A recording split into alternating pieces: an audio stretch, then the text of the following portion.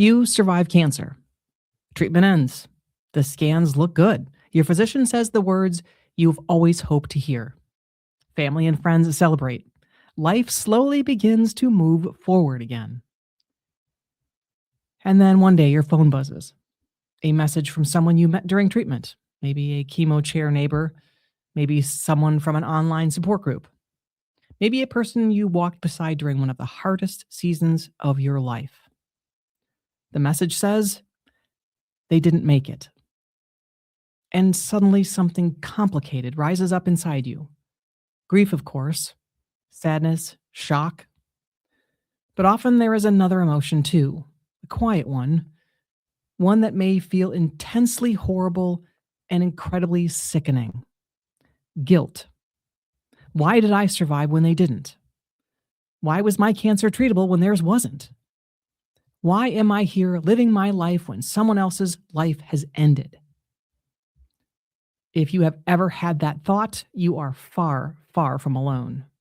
Many, many people living with and beyond cancer experience this survivor guilt.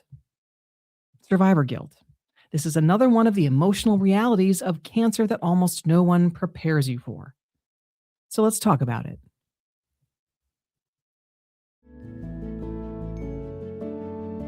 This is the After Cancer Podcast. I'm your host, oncology physical therapist, Dr. Leslie Waltke. For more than 3 decades, I've walked alongside people living with and beyond cancer. Whether you are a survivor, a caregiver, or part of a clinical team who cares for them, I'm glad you're here. Because life after a cancer diagnosis can feel uncharted and confusing, even when you have a great medical team.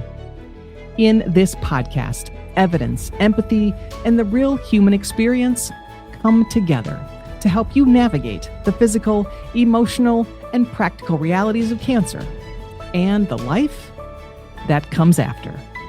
This is the After Cancer Podcast, rooted in medicine, spoken in human.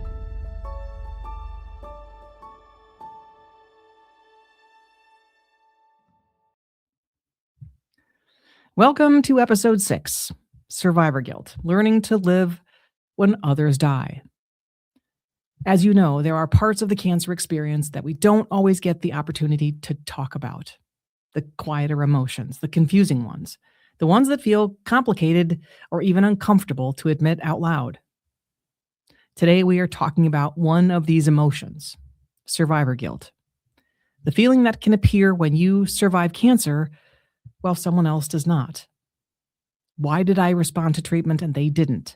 Why did their disease progress and mine hasn't? Why did they have all of those horrible complications and I didn't? This is the feeling that sometimes asks the question, why me? But in a very different way than it did at diagnosis. Now, instead of asking, why did I get cancer? You might find yourself asking, why did I live? Survivor guilt is more commonplace than people realize. And it does not mean you are ungrateful for your life. It does not mean you are negative. And it certainly does not mean something is wrong with you. It means you are human. To understand survivor guilt, it helps first to understand how deeply people can connect during a cancer experience. As you know, cancer is not just a medical diagnosis. It is often a shared journey. People meet each other in infusion rooms, in waiting rooms, in support groups, in hospital hallways, in online communities where strangers quickly become companions. And those connections can become incredibly meaningful. When 2 people sit in chemotherapy chairs next to each other week after week, they witness each other's fear, exhaustion, and courage. When people talk late at night in online support groups, they share thoughts and vulnerabilities they might never share with anyone else. These bonds form quickly because they are built in a space of profound vulnerability. And so when someone in that circle dies, the loss can feel deeply personal. Sometimes survivors say things like, we started treatment around the same time, or we had the same diagnosis, or our cancers were so similar. I remember a woman telling me about the person who sat in the chemo chair next to her every Thursday morning. They didn't know each other before cancer. They were strangers. But week after week, they arrived at the same time, sat in neighboring chairs, and slowly began sharing pieces of their lives. They talked about their kids, their fears, the side effects they were experiencing. They compared notes about which anti-nausea medicine worked best and which snacks were easiest to eat after treatment. Eventually, they began texting each other between treatments just to check in. But several months later, one of them stopped coming on Thursday mornings. The nurses explained that her cancer had progressed. A few weeks after that, the survivor received a message from her husband saying she had died. And the woman who survived said something that I hear from many survivors.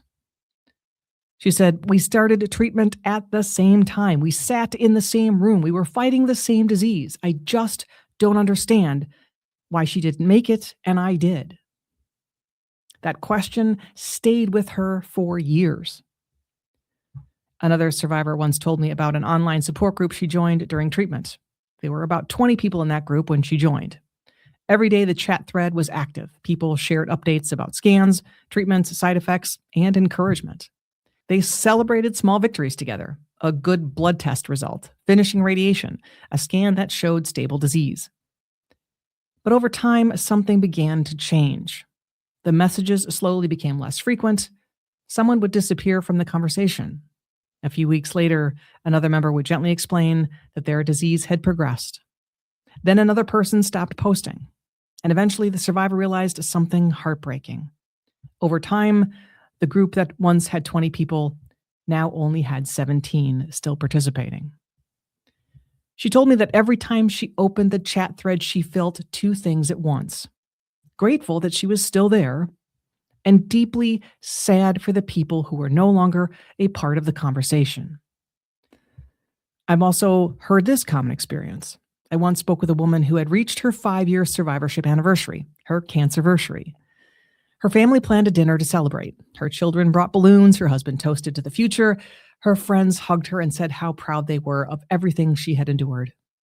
But later that night, she admitted something she hadn't told anyone at the dinner. She said that while everyone else was celebrating, she kept thinking about a woman she had met during her radiation treatments.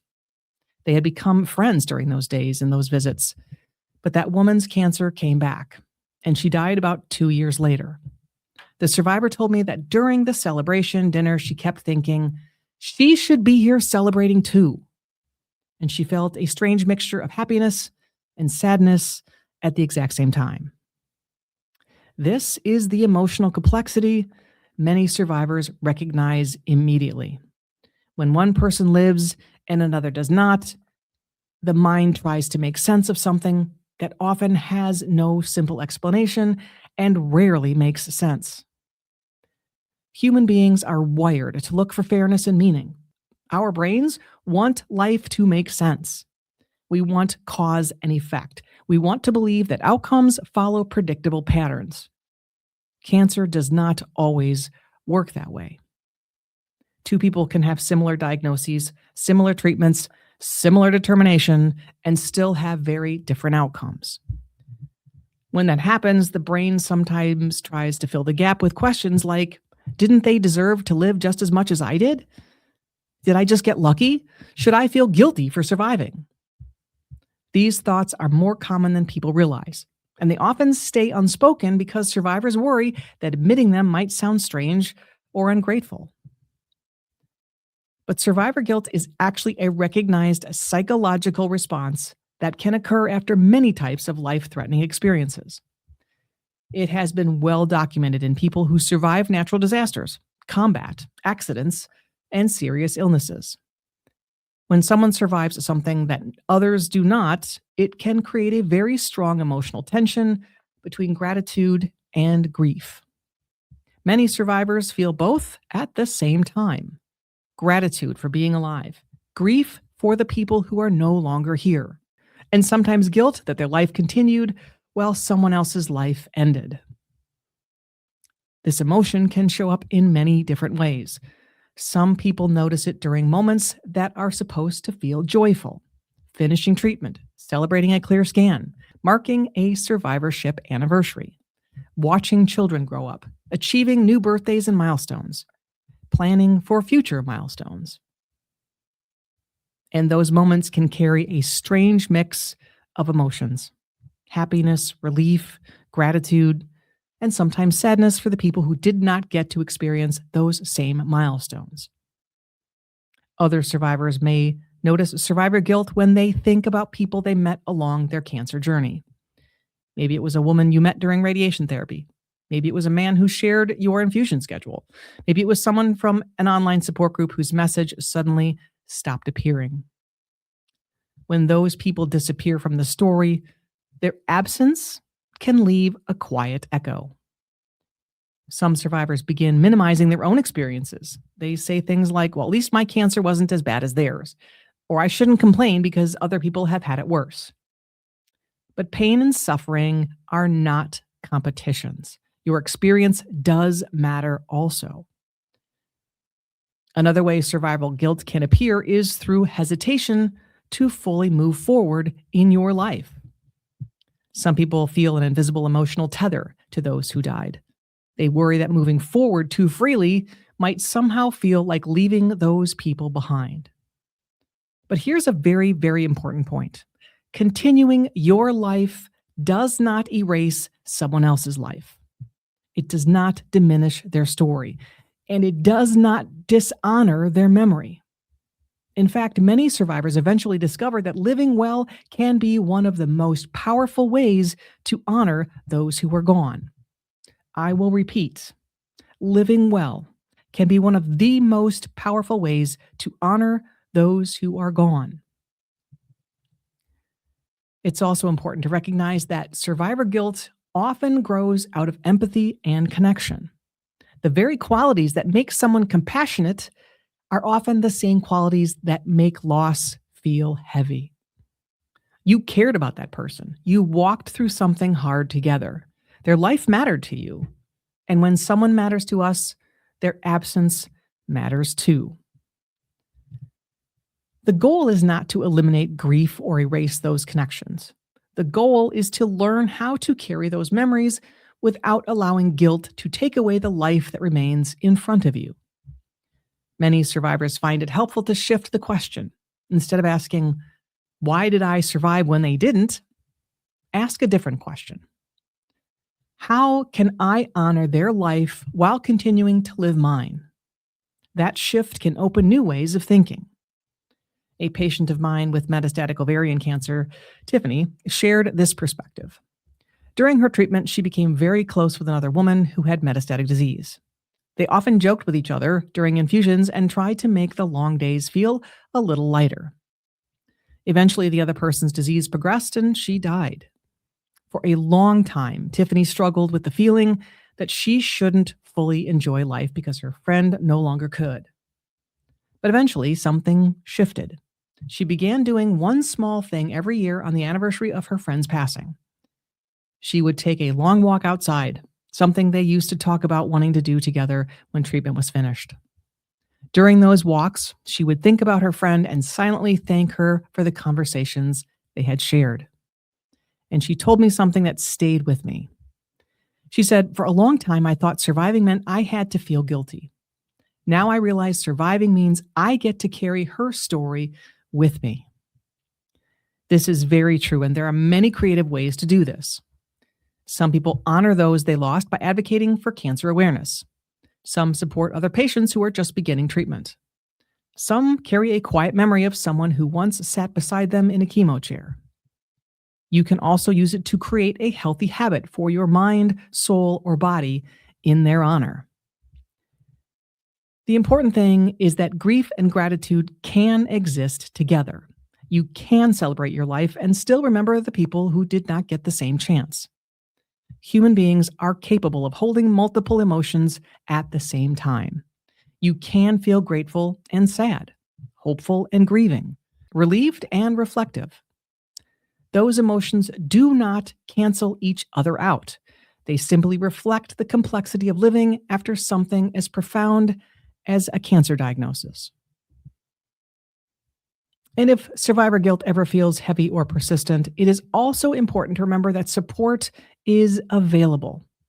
Talking with your primary care physician, your counselor, support groups, survivorship communities, or trusted friends can help people process the feelings in healthy ways. You do not have to, and you should not have to carry those emotions alone. One of the most healing things survivors often discover is that many other people share the same quiet thoughts. And when those thoughts are spoken out loud, they often lose some of their power. The truth is, surviving cancer is not a moral test. It is not a reward for strength. It is not proof that someone deserved life more than someone else. Cancer outcomes are influenced by many factors: biology, treatment responses, timing of diagnosis, access to care, and sometimes it's just randomness that medicine cannot fully explain. So please hear this. Your survival is not something you stole from someone else. It's simply the continuation of your story, and your story matters. If survivor guilt has ever appeared in your life after cancer, it may help to spend a few quiet moments reflecting on these questions. Reflection prompt number 1. Is there someone you met during your cancer journey whose memory stays with you? What did that person teach you about courage, perspective, or living? Number 2.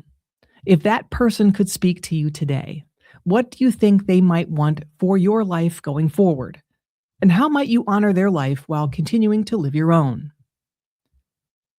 These are powerful questions because sometimes reflection can transform guilt into remembrance and remembrance into meaning. Survivor guilt can be painful and powerful and very common. So I invite you to share this episode with someone else who may need to hear it.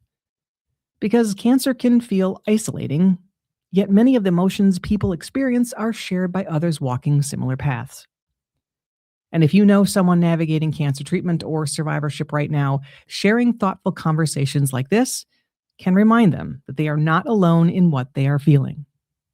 And if you would like to stay connected and receive future episodes from the After Cancer podcast, you can join our email community.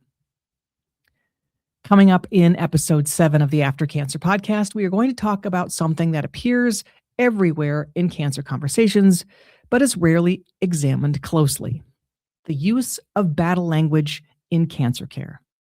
You've probably heard it before: fight like a warrior, beat cancer, win the battle.